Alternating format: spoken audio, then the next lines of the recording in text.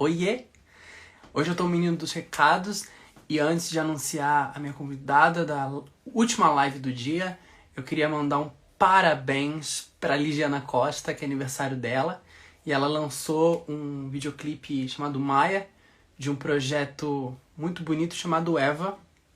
Vai estar aqui na descrição pra quem quiser ouvir, que é uma amigona. E aproveitando, falando de amizade,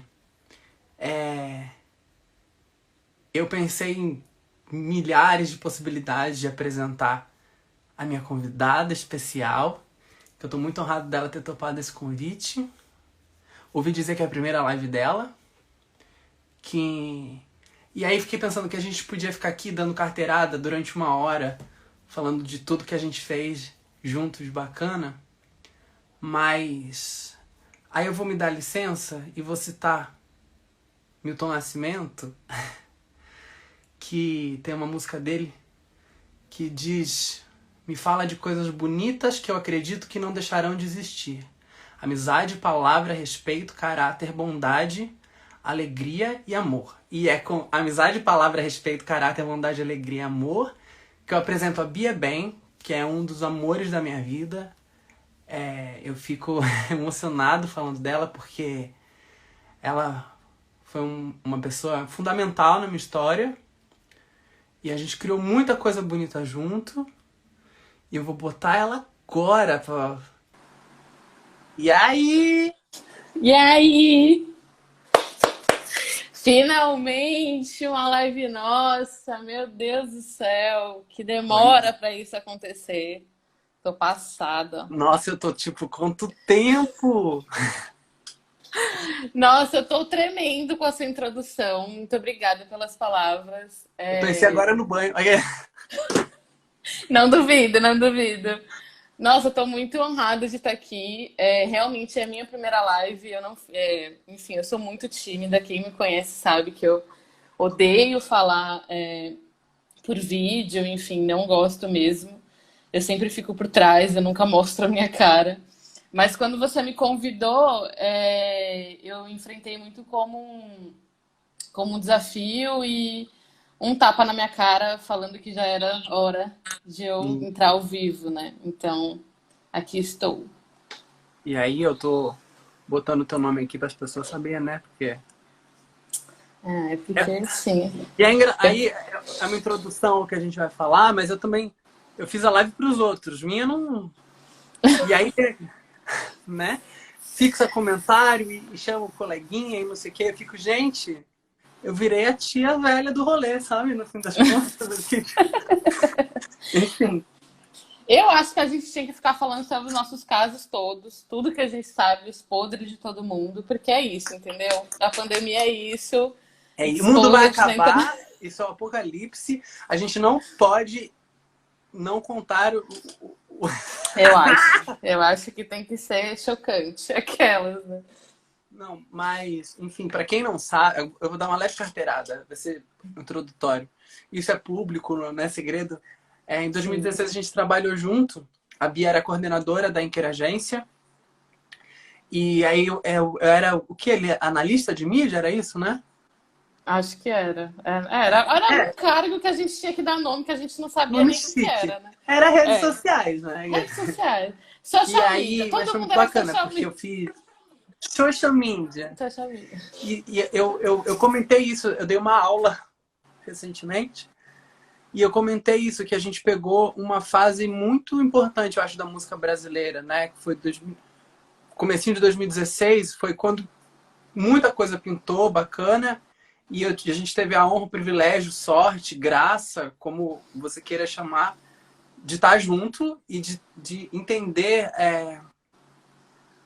como fazer aquela música chegar nas pessoas, né? Aquelas músicas. E eu tô falando de Elza Soares, de Lineker, das Bahias, enfim, Francisco Elombre, e aí eu costumo falar que a gente bota o filho no mundo e ele tá andando já, né? Todas Sim. essas artistas que eu falei, era tudo muito cru, literalmente, sem fazer trocadilhos, eu não, juro. Era tudo cru. E, agora, e virou um negócio, né? Tudo isso virou fenômenos e cases de não sei o que lá. E muito porque sua supervisão, eu acho que você tem uma visão, e você me ensinou isso, da honestidade com o público, de como lidar com as redes sociais, e uma coisa do cuidado com a informação, né? Do cuidado de levar, de como comunicar esse trabalho, que é uma coisa tão séria. O ganha-pão dos artistas, né? Desse projeto, enfim. É isso. Sim. Não, assim, 2016, na verdade, a Inker como um todo foi uma escola para mim, eu aprendi muito lá. Eu só tenho memórias boas, assim, eu só carreguei memórias boas, na verdade. E 2016 foi o ápice da minha equipe, né? Eu tinha uma equipe, de fato, eu tinha um espaço para essa equipe e a gente tinha o mínimo de Uma sala liberdade de para. web. Exatamente. Com a Rihanna na porta, né? Olha. Lembra da Rihanna E a colada? Dilma, não sei o que. Exato. Então, eu acho que 2016 foi o ápice porque a gente tinha uma equipe para trabalhar, a gente conseguiu montar minimamente pessoas que tinham interesse de falar de música e que tinham sensibilidade de falar de música também. E é bem o que você falou. Hoje eu vejo todos os artistas que a gente trabalhou e eu vejo o clipe com mais de 7 milhões de views, enfim, turnê internacional, e eu fico, minha Nossa Senhora, a gente fez parte. Grammys. Grammy, exato. Então, assim, fazer parte disso em algum momento é muito especial e de fato foi muita sorte. Eu não acredito em sorte, mas enfim, acho que o destino estava bem amarradinho de colocar todo mundo naquela sala ali. E quem estava perto notava isso. É um orgulho que eu tenho de falar que eu trabalhei lá e que eu construí. Grande parte da minha carreira veio daquele momento, né? Veio das experiências que eu tive, porque assim, apesar de eu estar coordenando uma equipe naquela época, eu também era nova, enfim, eu não sabia, eu aprendi as coisas Era nova, fazendo. você é um bebê também. Eu aprendi as coisas fazendo, então eu não tinha. Às vezes as pessoas falavam, a Bia ensina, e eu falava, gente, eu preciso que alguém me ensine, porque eu também não sei. A gente aprendia fazendo, então foi uma bagagem muito importante para eu construir também todo esse universo que eu tenho hoje, toda a segurança que eu tenho hoje para trabalhar com quem eu trabalho, enfim. Então veio daí mesmo, daquela salinha de web ali, onde a gente ouvia muita música e falava muita besteira, mas trabalhava demais também. Falava alto e era um Fazia. negócio. A gente Era... sentia, né, o momento saudosismo da live. A gente vivia intensamente, né? Quando chegava uma música de um artista que ainda não lançou, quando ia para uma reunião, a gente nem parava para almoçar, saía mais tarde, porque a gente, enfim, era uma escola mesmo aquilo ali, né? Sim. E o Baroni comentou isso uma vez, falou: "Nossa, é uma escola, porque todo mundo passou por aqui e voou depois, né?" Exato. Ainda bem, né? Ainda Era o que a bem, né? gente queria e é aquilo que você comentou. Começo de um sonho, deu tudo certo. Mas no sonho deu tudo Ainda. certo. Mas aí a gente está falando muito do que foi, mas eu sei o que aconteceu, mas eu quero que você fale um pouco do agora, do que você tem feito, de quem que você, depois de 2016, o que aconteceu. Ih, a Bia travou ali, o meme da Anitta aqui do lado. Mas queria que você contasse do agora, e, enfim, desses projetos todos que eu sei que você multi, né? Você é uma multiprofissional, você faz 200 coisas ao mesmo tempo. Então, depois de 2016, quando eu saí de lá, eu fiquei em São Paulo trabalhando como freela, atendendo alguns clientes que já estavam comigo na Inker e que saíram para trabalhar comigo. Em abril eu me mudei para Salvador, hoje eu moro em Salvador. Indico muito as pessoas saírem de São Paulo e irem para Salvador. É uma decisão muito boa. E em Salvador eu comecei a explorar outros lados da comunicação digital que até então eu não tinha explorado, né? Como eu estava na Inker desde a época da faculdade, eu estava muito focada em música, muito focada em cultura. E aí aqui em Salvador eu comecei a explorar alguns outros lados do marketing digital. Eu fiz uma pós em especialização em mídias sociais aqui, que era basicamente para eu comprovar no currículo o que eu sabia já por experiência, porque eu tinha quase 5 anos já de trabalho, mas eu não tinha um diploma nisso, né, específico disso. Aí fiz a pós E aí cheguei a trabalhar numa agência de publicidade aqui e numa outra agência de cultura. Só que a publicidade realmente eu tive a certeza de que eu não queria trabalhar com isso porque é um marketing completamente diferente, é uma outra visão, enfim. E aí eu comecei a explorar o lado mais de pessoas que procuram aquele limbo que a gente fala, que é pessoas que não são super famosas, mas que estão ali no intermediário e querem saber como mexer com rede social, mas não tem ninguém ali disposto a pegar na mão e ensinar e dar o caminho, porque isso é caro, as pessoas não querem perder tempo, enfim. É a parte E mais aí, cara, eu acho, né? exatamente. E aí as pessoas não querem se dispor a fazer isso. E aí eu comecei por esse lado. Hoje eu trabalho com a Linda Quebrada, é uma artista que eu tô desde 2016, foi a primeira artista que eu tive freela. Eu falo para ela até hoje que ela realmente foi a primeira a acreditar no meu potencial depois da saída da Inca. Você estava até na primeira reunião com ela, né? Em novembro. Tá. E eu tô com a Linda Quebrada desde 2016. Eu trabalho na Vale do Dendê. A Vale do Dendê é uma das minhas clientes aqui em Salvador. É um negócio social focado em empreendedorismo da periferia. É uma escola para mim, assim, eu tô lá há 2 anos, eu trabalho com eles e eu aprendi muito a lidar com o público, muito a moldar um pouco mais o marketing digital também para ter resultado de venda, que era uma coisa que a gente não tinha muito grande na música, e isso também me ajudou a ter essa percepção. Eu trabalho com a Rita Batista, que é uma comunicadora aqui de Salvador também, é uma criadora de conteúdo. Procurem Uhum. saber, ela é incrível, uma mulher assim incrível. Para mim, a melhor apresentadora de rádio e TV que existe no Brasil hoje é ela. Então procurem aí, porque realmente ela é foda. Vou pôr o link E, aqui na descrição. tipo isso. E a minha musa incrível, rainha do meu coração de 2020, 2019, que é a Jupe do Bairro, que é uma outra escola também que eu tô tendo. A gente tem uma equipe incrível trabalhando nisso, trabalhando no sonho da Jupe, fazendo esse sonho acontecer. E atualmente é um dos meus trabalhos favoritos, assim, por tudo, não pelo que a gente está fazendo de resultado, mas pelo que estar com a Jupe significa. Então, é isso, assim, são essas pessoas que eu trabalho hoje fixo. E fora isso, tem as minhas mentoradas, as pessoas que eu dou mentoria, que devem estar aqui, algumas delas, Não, tá, que é, tá sendo uma plateia VIP aqui. que é um caminho que eu comecei a testar esse ano, graças a uma grande amiga aqui de Salvador que eu fiz, Ítala, que me trouxe para esse lado da mentoria, que me mostrou essa possibilidade de mentoria. E hoje eu também ofereço mentoria de marketing digital para músico independente, para mulheres empreendedoras, pessoas que buscam entender melhor como a rede social pode ser uma ferramenta para o seu trabalho. Então a mentoria também tem sido um carro-chefe assim hoje para mim, porque é o que eu gosto de fazer, porque eu consigo ter um momento com a pessoa e eu consigo instruir ela de uma forma muito clara e muito rápida para que ela consiga ver o potencial da internet de forma positiva, né?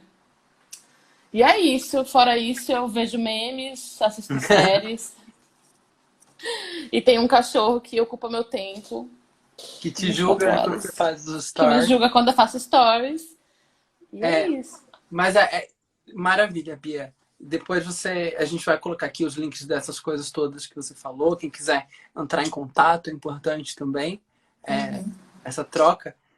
E daí queria chegar no papo do porquê estamos aqui, que essa segunda edição do Live to Live, a primeira edição foi música e teve uma galera massa. E aí, isso foi no comecinho de março, a gente tentando patrocínio, tentando edital, tentando marca, alguma coisa assim, para poder pagar o mínimo possível para os participantes, para a equipe, que tem uma galera por trás. Não rolou, obviamente, né? Brasil, pandemia, enfim. E aí eu já estava quase desistindo dessa história de fazer outra edição e não sei o quê. E aí uma amiga minha, a Amanda, ela pegou na minha mão e falou: "Você tá maluco de deixar esse projeto, né, esfriar? Vamos fazer". E aí a gente foi pensando na pandemia que não acaba, do que está acontecendo, o que vai acontecer, e a gente viu que os assuntos estavam muito comuns, assim, né? Sobre o vírus, enfim, a gente já sabe, né? Mas e depois, né? Como lidar, o que fazer? E aí a gente pensou nessa história da pandemia como um apocalipse, né? O pós-pandemia e o pós-apocalipse, né? Que a gente vai fazer depois que essa pandemia passar, né? E aí eu falei, preciso saber o que a Bia está fazendo para ter essa conversa com ela, que eu acho que, enfim, uma das maiores profissionais do Brasil, gente. Aqui, ó, palmas.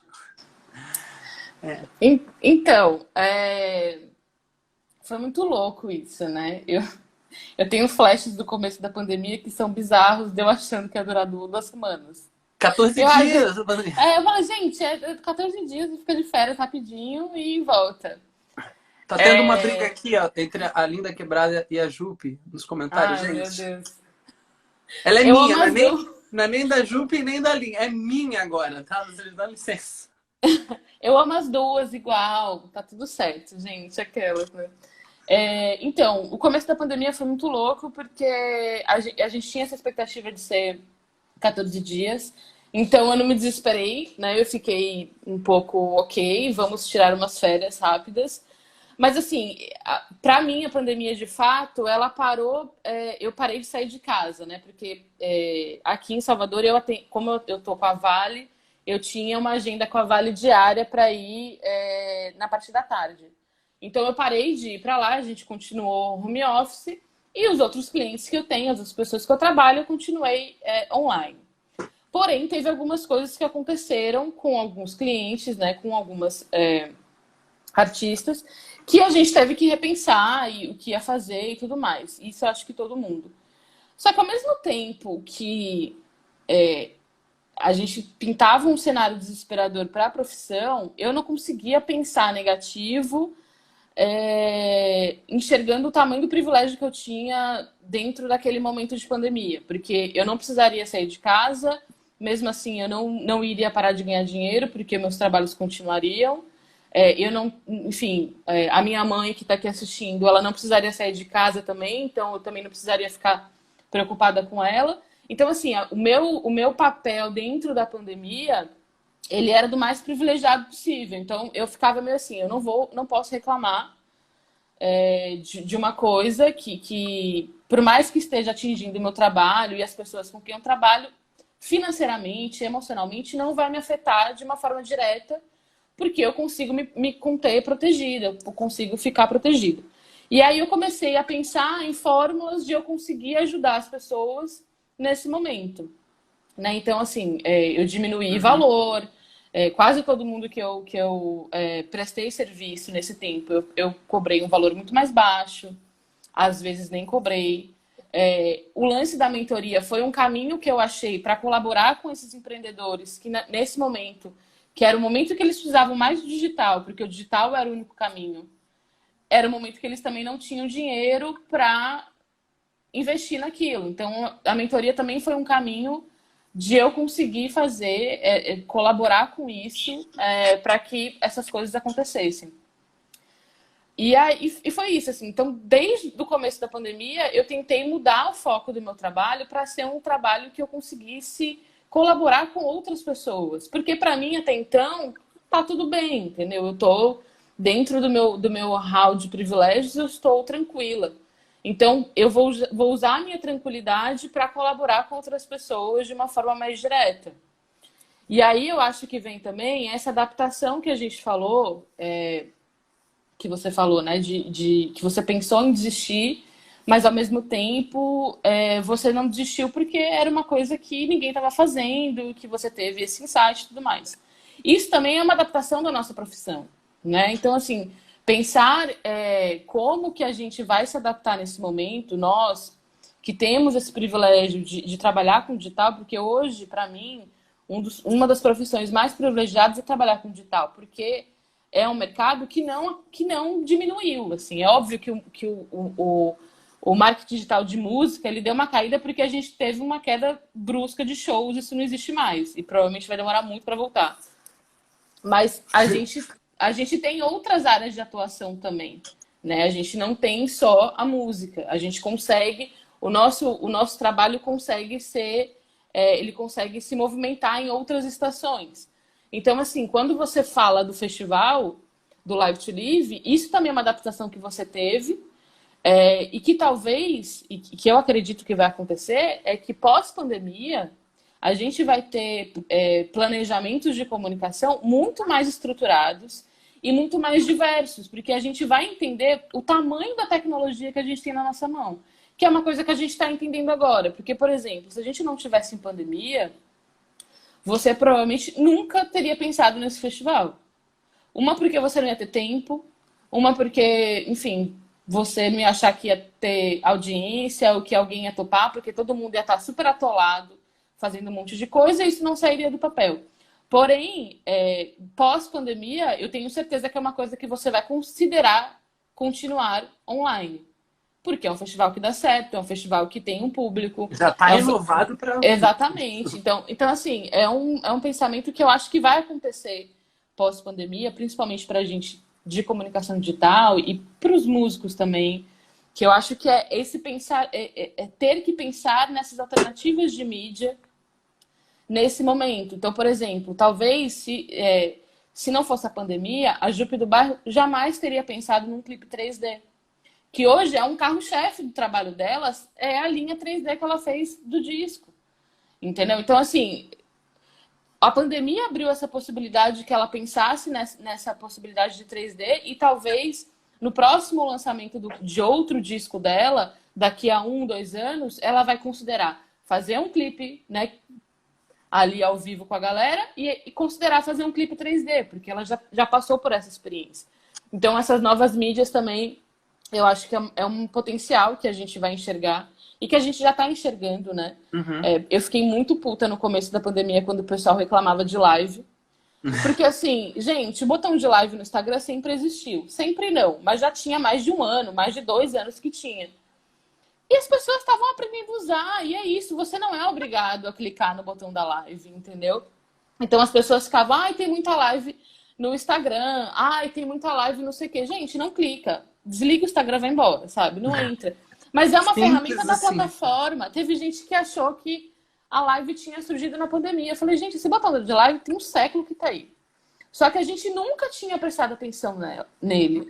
Uma coisa que eu costumo falar muito é que desde 2016, ali, quando a gente estava a gente sempre pediu live para os artistas. Sempre. No Facebook já tinha muito antes. A gente ficava, entra, faz um perguntas e respostas, transmite uma faixa, não sei o quê.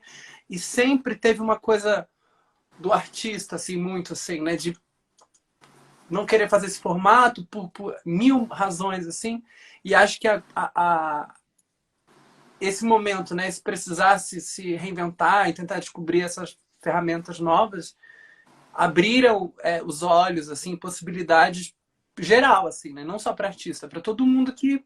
Isso aqui que a gente está fazendo, né? Sim, exatamente. É isso, assim. Eu acho que é um período que proporciona uma reflexão de como você vai construir esse diálogo com o seu público mesmo, né? Porque a gente vinha numa repetição de planejamentos de comunicação de música muito repetitivos. Isso é fato.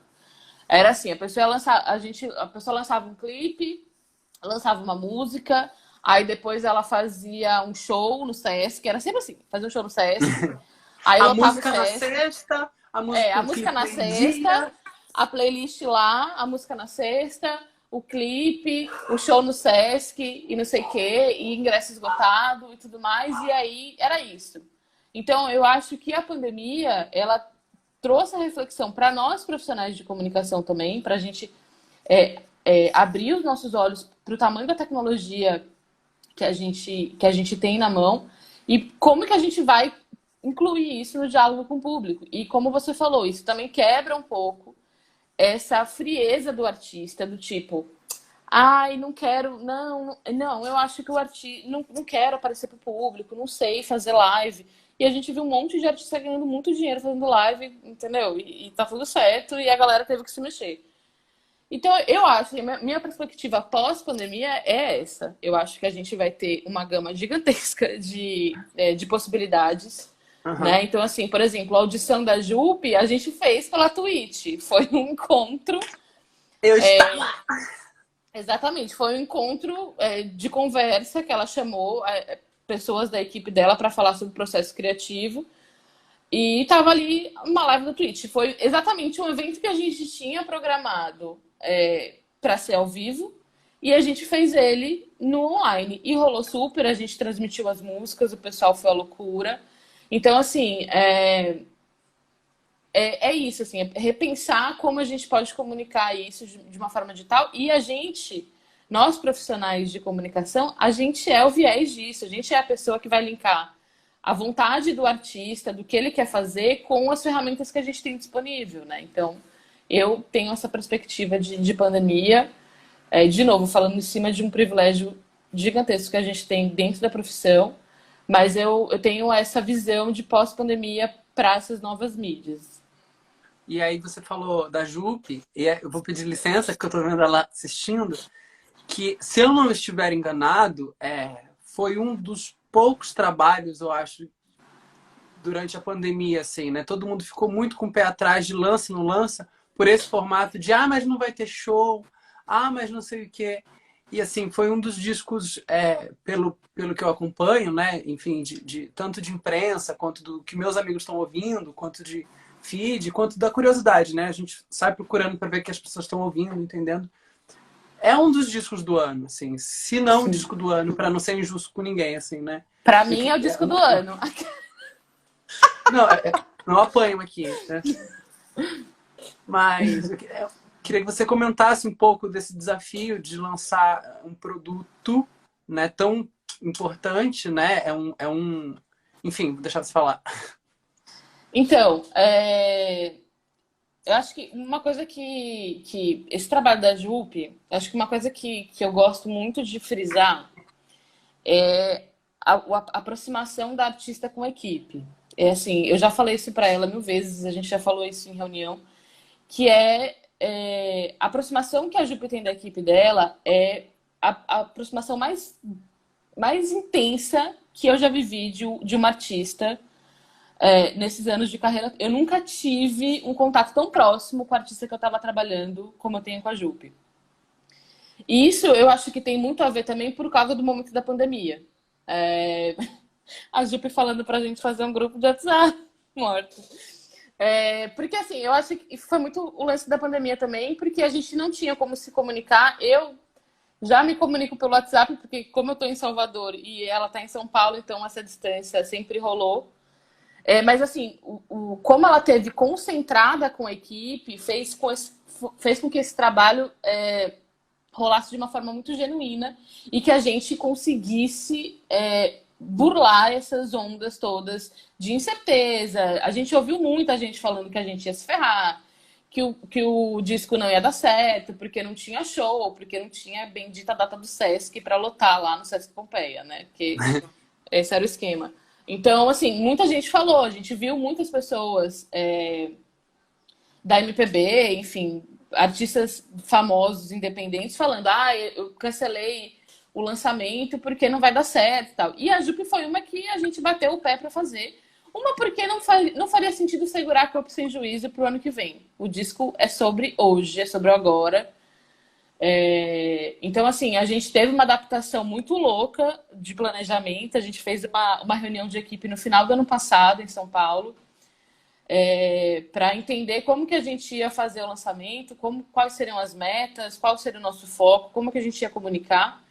E isso caiu por terra no dia 16 de março, eu acho, né? Na verdade, a gente demorou um pouco para entender qual era a intensidade da pandemia.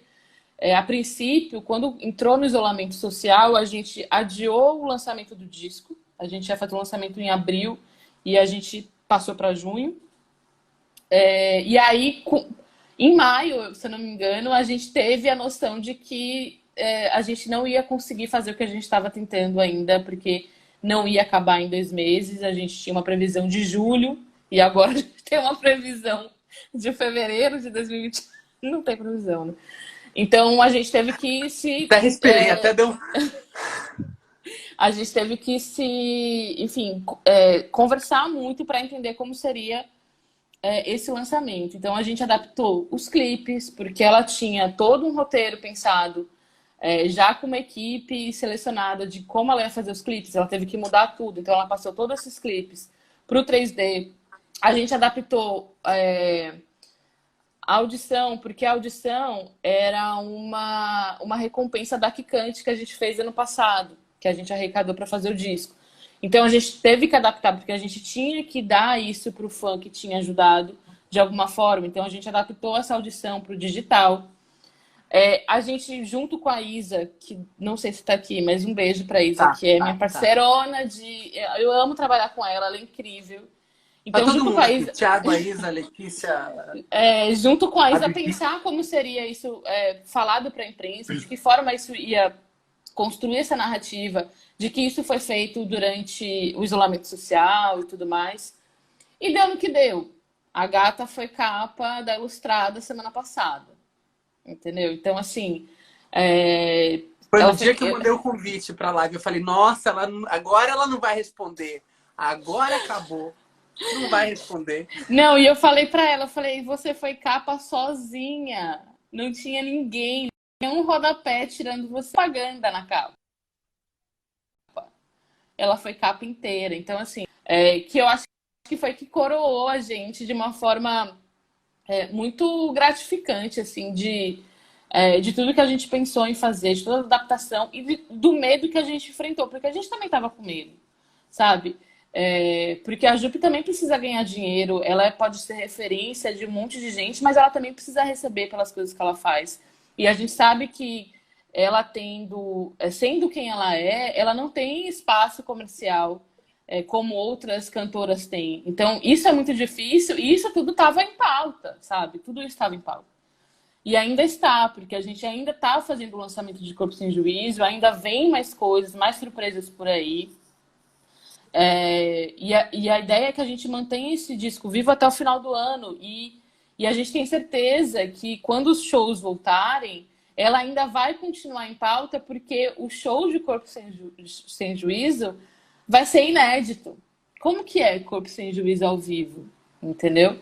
Então, essa é a nossa expectativa também. Como que a gente vai apresentar isso para o público ao vivo?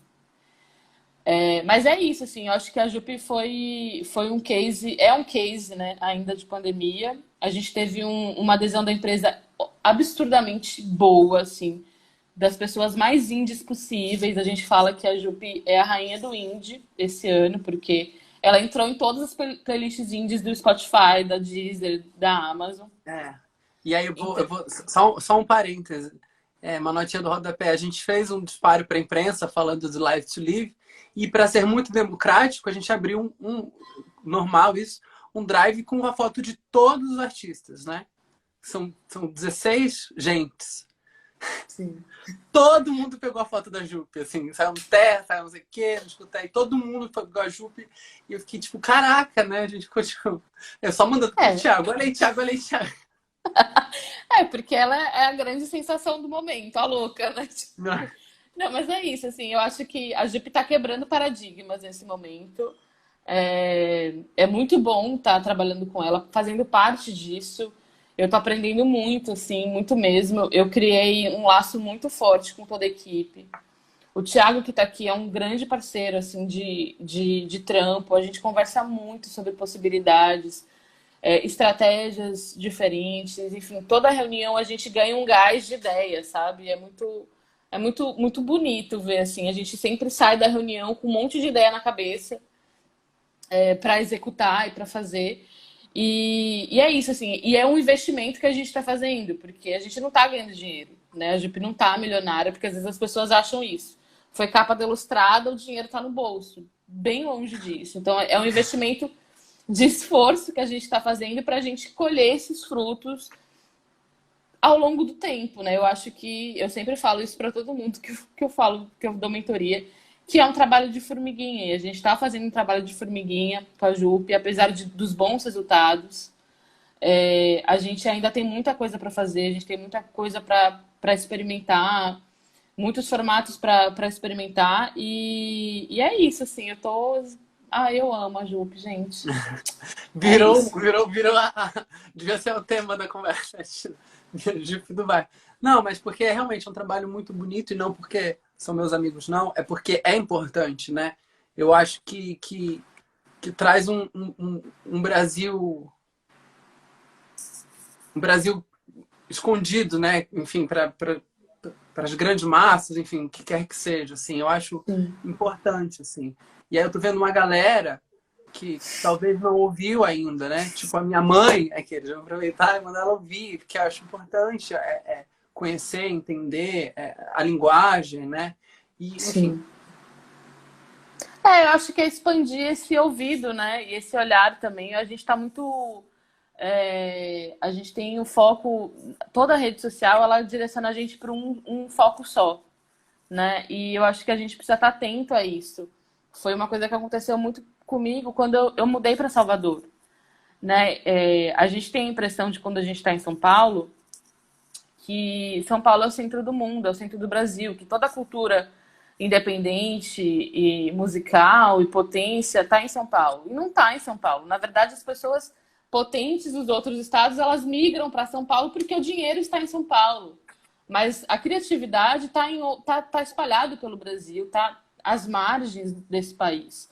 Então, quando eu mudei para Salvador, eu tomei um tapa na cara, entendeu? Porque eu cheguei aqui achando que eu sabia tudo de música, gente. Eu não sabia nada, não sabia um terço de música, ainda não sei nada. Porque é isso, o país é enorme, a gente tem muita coisa para estudar, para conhecer. E o meu foco de trabalho é justamente esse, é colaborar com artistas que não têm essa colaboração, que não conseguem ter essa visibilidade, porque a gente sabe, eu e você, acho que todo mundo que trabalhou na Inker e que está em São Paulo trabalhando com música, todo mundo sabe o tamanho da panela que é a música brasileira. E eu tô falando isso assim, sem medo de ser julgado.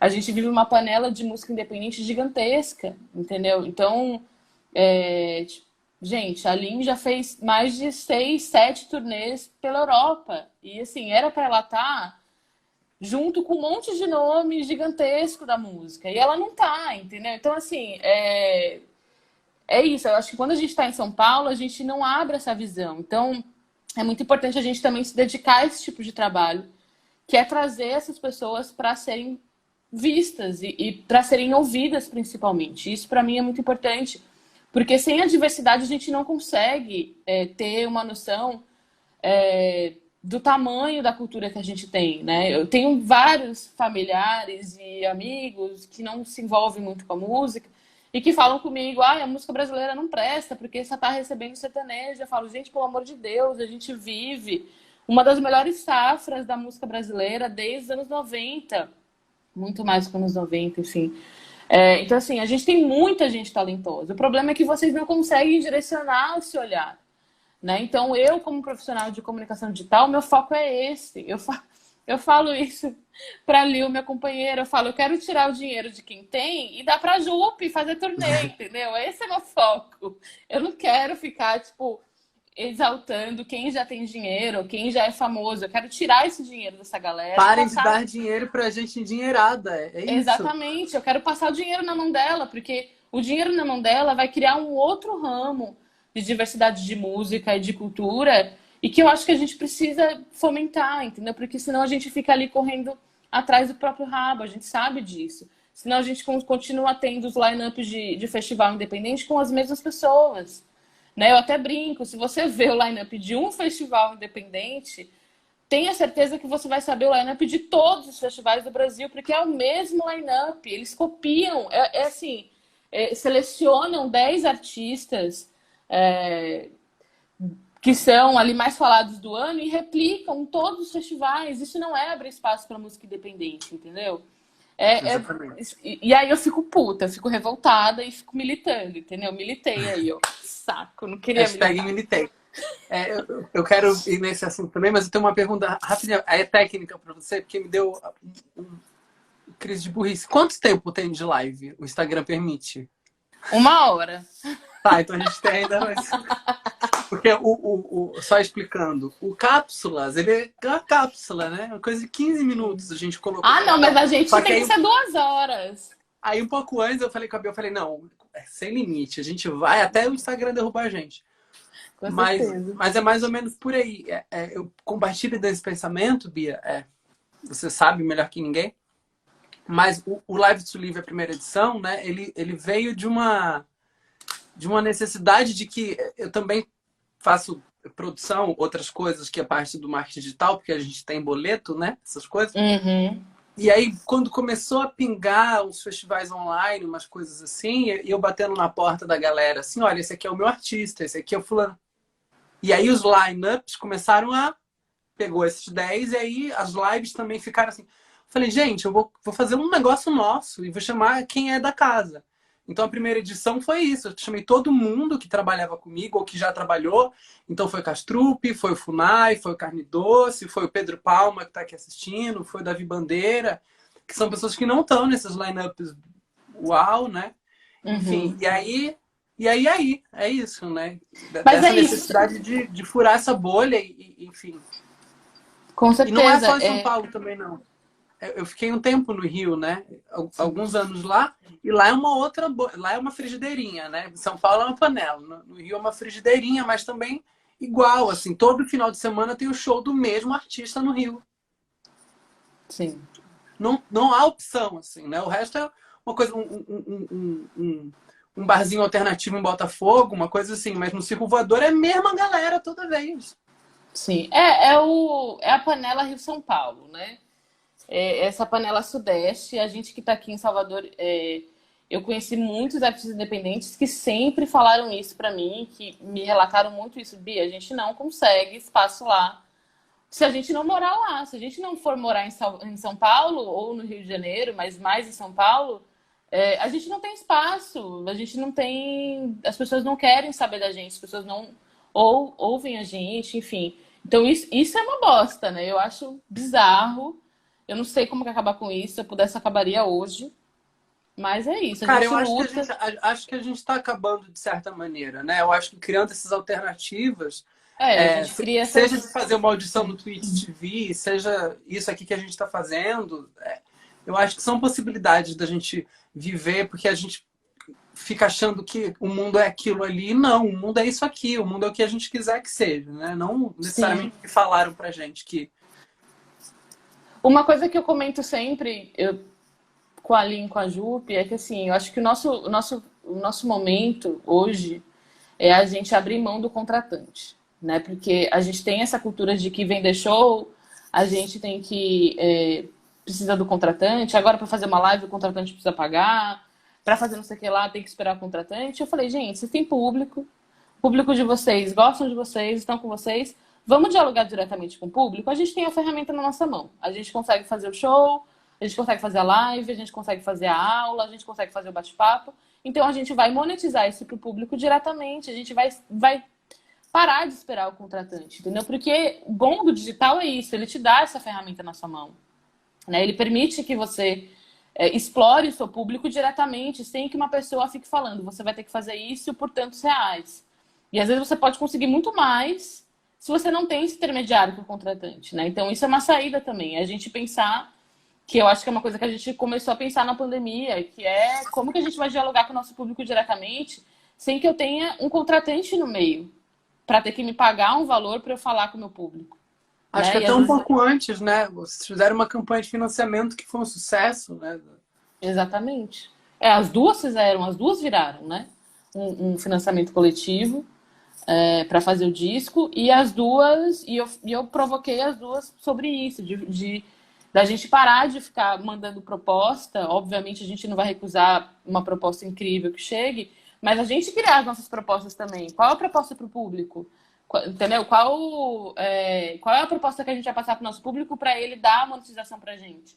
É isso que a gente tem que pensar, porque quando a gente descobre esse caminho, o contratante vem atrás porque a gente está fazendo sucesso, né? A gente não precisa dele, ele que vem atrás porque ele vai precisar da gente para levar o público. É. Cachê da Jupe agora, ó, 3 milhões. Eu acho. Eu acho que é o mínimo possível, né? Mas, enfim. tanta coisa para falar, dá vontade de ir mais, mas eu vou flertando com o final já, Bia. Tá. Tem uma pergunta clássica aqui para encerrar, né, todas as lives. Eu vou fazer duas perguntas. Eu tô adaptando agora que eu peguei o jeito. Hoje eu já Aí mudei a você me passou pergunta. só uma, a outra eu não Para pensei. te pegar de. Então, Não a acredito. primeira pergunta é: se o mundo acabar hoje, o que você guardaria numa cápsula do tempo? Essa é a clichêzona. Eu guardaria a nota de R$ 200. Tchau! Tchau, Bia! Mentira, mentira. Nossa, eu pensei muito nessa pergunta desde o primeiro vídeo que eu vi. Eu queria E justificar que tem um monte de artista aqui. Eu não pedi para quem vou entrevistar por fazer na live, galera. Você não pediu para mim. então, eu fiquei pensando muito nisso, né? Cara, tem uma frase que eu vi na casa dessa minha amiga aqui de Salvador, Ítala, que eu acho que foi o companheiro dela que fez o quadro. E é um quadro que ele escreveu Saudade do Futuro. E essa frase, pra mim, é a que mais bate, assim. Quando eu li isso, eu fiquei, meu Deus do céu. E o que eu guardaria nessa cápsula? Eu guardaria os nossos pensamentos sobre o futuro. Porque quando a gente pensa em futuro, a gente sempre projeta algo bom. Sempre. A gente sempre pensa num futuro mais próspero, a gente sempre pensa num futuro de abundância, de um futuro de paz, de dinheiro, de saúde, de amor. E eu acho que seria muito, muito legal a gente ter esses pensamentos dentro dessa cápsula para uma futura geração pegar esses pensamentos e ler e entender se a gente conseguiu chegar nesse futuro que a gente almejava, ou se a gente falhou em algum momento e se eles conseguem mudar isso. Eu acho que é isso. Ah, guardaria a Rihanna também, porque eu acho que ela tem que viver o resto de todos os anos possíveis, né, gente? Maravilhosa. Então, a Rihanna iria junto com os meus pensamentos. E aí, para encerrar, o mundo tá acabando agora, Bia. Ó, o meteoro chegou, já era, o gafanhoto, morreu o primogênito, acabou com tudo. Qual música do corpo sem juízo vai na cápsula do tempo? Transgressão. Cite-me, Transgressão. comente. Transgressão, porque ela fala de tempo, ela fala de transformação, ela fala de futuro, presente, passado. Eu choro toda vez que eu ouço essa música, eu tô chorando agora já, emocionada. Transgressão, com certeza. E colocarem um bilhetinho. Procurem o resto das músicas. Tá salvo em algum lugar pra pessoa ouvir tudo. Bia, muito obrigado. Tô morrendo de saudade. Vamos Ah, eu fazer mais também. vezes. Vamos pensar em temas. E não precisa do live to live, né? Pode ser o live to live. Vamos fazer uma live toda semana? O programa da Bia e do Wes. Mas é Eu acho. muito gostoso. E aí eu queria dar um recado pro pessoalzinho de casa que domingo, às 8 horas, vai ter um after party com um convidado surpresa. E vocês vão receber chave de acesso. Tá? Galera aí falando de grupo de WhatsApp, de Zoom. No domingo tem a Eu festa do quero. Apocalipse. Eu quero. É, Rapidinho, queria falar uma coisa. Quantos minutos faltam? Tem tempo. Pode falar. Tem tempo? As Então, considerações finais. não, primeiro eu queria te agradecer muito pelo espaço. Eu acho que depois dessa live eu vou me animar a fazer mais. Porque depois que vai a primeira vez a gente se Hashtag acostuma, né? agora no Twitter. Bia bem, faça lives. E aí eu queria falar também, aproveitar o público que te acompanha, enfim, que a gente vai lançar uma jornada de música independente, baseada em tudo que a gente falou aqui. Para músicos e para alunos de comunicação que querem trabalhar com música, que almejam a música como um mercado de trabalho. A gente vai lançar essa jornada digitalmente, né? Os facilitadores são Museu, Thiago Félix, Isa Costa e Jupe do Bairro. A gente vai falar sobre todos os processos de comunicação e criação de conteúdo, o que é legal fazer, o que dá para fazer, quais são as inspirações que a gente tem. E a gente vai abrir essas inscrições. O preço é super acessível, porque a gente tem esse mote de abrir esse espaço para as pessoas que não têm tanto dinheiro para investir nisso. E é isso, fiquem atentas, a gente vai lançar isso em agosto, a jornada vai ser em outubro ou setembro, final de setembro, começo de outubro. Participem, indiquem as pessoas, a gente está muito feliz com esse projeto, é um projeto piloto, a gente está na loucura para fazer isso, é uma coisa que eu sempre quis fazer, faz uns 2 anos, e agora essa equipe maravilhosa me deu um apoio que eu precisava de topar o que eu queria fazer, e eles entraram comigo nessa. E é isso. A gente vai divulgar bonitinho e talvez você seja convidado para ser um palestrante. Ó, eu ia te convidar agora pra gente fazer outra live mês que vem, quando for lançar o projeto, pra aí a gente divulgar de novo. Já topei, já vou marcar aqui. Já aproveito, assim, que agora que vocês vão ganhar 3 milhões por show, né? Vai ficar mais difícil. Bia, muito obrigado. Obrigada. Obrigada a todo mundo saudade, que estava aqui comentando. Te amo, muito obrigada por tudo. Você é foda, parabéns pelo festival. Você é incrível, um ótimo profissional. Eu sempre estou acompanhando porque eu sou muito fã, sim. Um beijo pra Ju, pra Lin, pra Isa, pra minha mãe, pra Lil, pro Brau, que tá quietinho. Pro Pedro Palma, que tá aí, pro Pedro, pra Bibi, pra Letícia, minha amiga linda, maravilhosa. Tô com muitas saudades. E é isso, beijo. Gente, obrigado. E pra Fê também, Fê. Um beijo. Tchau, gente. Obrigado. E amanhã a gente volta nessa farra toda, que amanhã vai ser o Corpo como Arte. A gente recebe a Mia Bedgal, que é aqui da Zona Leste, do Itaim Paulista, minha vizinha. E depois tem a Jupe do Bairro, falando sobre corpos transgressores. E a gente encerra com a Amanda Marques, que é doutoranda em Corpo e Performance, contar um pouco para vocês sobre a tese dela. Tudo! Vou acompanhar. Um beijo!